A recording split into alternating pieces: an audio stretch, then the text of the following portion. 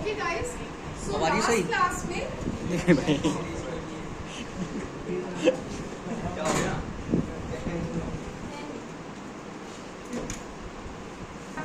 और उस orthographic projection को आपने मुझे पीडीएफ किया था। Okay, so in today's class we are going to start with the detailings and text. Now what are the detailings? आप किसी भी चीज की डायमेंशन शोकेस करते हो। आपने क्यूब बनाया, क्यूबॉइड बनाया, तो उसमें ये 3 सेंटीमीटर का है, ये 4 सेंटीमीटर का है, 6 सेंटीमीटर का, ये सब कुछ आप करते हो, ठीक है। और उसके बाद उसमें आप टेक्स्ट भी लिखते हो, that this is your front elevation, this is your side elevation। तो अभी today's class we are going to start। सबसे पहले एक डायमेंशन की कमांड आती है DLI enter. D for dog, L for lamb, I for ice cream। DLI enter, that is dimension in linear। अब ये डायमेंशन इन लीनियर सबसे ज्यादा यूज होता है। ये कहाँ पे यूज होता है? लेट्स से एक टेबल मेरा ये है और एक टेबल मेरा ये है, इन दोनों के बीच के क्लियरेंस स्पेस मुझे जाना है। तो सिंपली मैं यहाँ पे क्लिक करूंगी एंड पॉइंट पे, इसके एंड पॉइंट पे, और ये मुझे इन दोनों के बीच का साइज बता देगा, ठीक है। अब कमर्शियल में हो, रेजिडेंशियल में हो, बेड से वार्डरोब के बीच का साइज, बेड से सोफा के बीच का साइज, बेड से टीवी यूनिट के बीच का साइज, जितना भी क्लियरेंस स्पेस है, अगर कोई गैलरी एरिया है, कोई वॉक वे है, वो 3 फीट का होना चाहिए मिनिमम। अगर बिल्कुल ही जगह नहीं है तो मैं एक पॉइंट को सिलेक्ट करूंगी और दूसरे पॉइंट को सिलेक्ट करूंगी। तो ये देखो मुझे मेरे डायमेंशन बता रहे हैं यहाँ पे ऊपर, ठीक है। ये समझ आया कैसे हुआ है?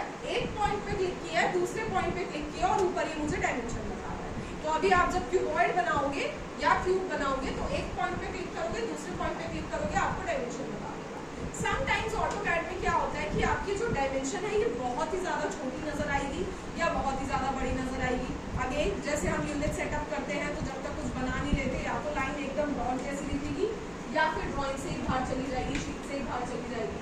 तो अगर टेक्स्ट छोटा या बड़ा आता है, what you guys have to do is D enter करना है, डी फॉर डॉग, मॉडिफाई पे जाना है, यहाँ पे टेक्स्ट पे जाके टेक्स्ट की हाइट को इंक्रीज या डिक्रीज करना है, ठीक है। अभी मैं ज्यादा थोड़ा सा इंक्रीज करके बता रही हूँ एंड देन सेट करें क्लोज, ताकि आपको डिफरेंस नजर आए, ठीक है। अब डी एंटर करके थोड़ा सा छोटा कर दूंगी बिकॉज मेरे accordingly it is too big. तो मैं वापस से यहाँ पे टेक्स्ट पे जाऊंगी और मैंने छोटा किया और उसके बाद ओके एंड देन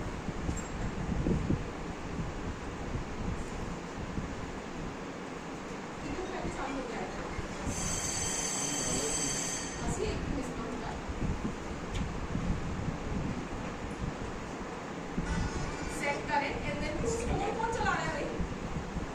कौन चला रहा है?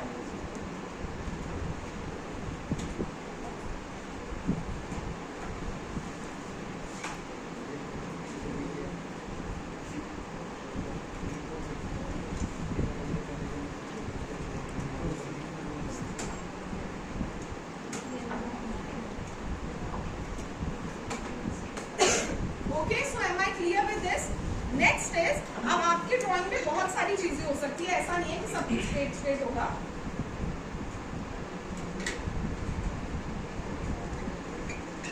ड्राइंग में कोई डायगोनल लाइन है, ठीक है। अभी ये लाइन डायगोनल है और मैं इसको डायमेंशन दे दूंगी इन लीनियर। वो सुंदर लगेगा क्योंकि लाइन तो डायगोनल है, लेकिन इसकी डायमेंशन कैसी आएगी? सीधी। समझ पा रहे हो? तो वो बिल्कुल भी अच्छा नहीं लगेगा। आप ड्राइंग में जो जो चीजें बनाओगे उसको डायमेंशन उसके अकॉर्डिंगली ही होगी, ओके। जैसे किसी भी सीधी चीज के लिए डायमेंशन इन लीनियर गया, किसी भी डायगोनल चीज के लिए डायमेंशन इन अलाइन हो जाएगा, ठीक है। अब यहाँ पे ये जो मेरा डायमेंशन इन लीनियर है, इसके साथ में there is dimension in align.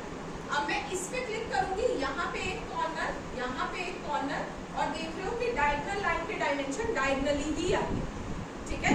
If something you are having that is angular, जैसे ये एंगुलर है, तो अभी इसकी डायमेंशन कैसे जाएगी? इसकी एंगुलर फॉर्म में जाएगी। Simply I have to click dimension in angular, एक क्लिक यहाँ करूंगी, एक क्लिक यहाँ करूंगी, ये एंगुलर डायमेंशन बता रहा है, ठीक है। अब if I am having something in arc, तो अब आर्क की डायमेंशन लीनियर दे दूं या आर्क की डायमेंशन अलाइन्ड दे दूं? नहीं चलेगा। तो आर्क की डायमेंशन जाएगी डायमेंशन इन आर्क लेंथ, ठीक है। यहाँ पे मैं क्लिक करूंगी डायमेंशन इन आर्क लेंथ और आर्क पे क्लिक किया एंड देन ये मेरे आर्क की डायमेंशन आ गई। Am I clear? उसके बाद अब ये मेरा सर्कल है, सर्कल में आपको रेडियस बताना है सर्कल का, या डाया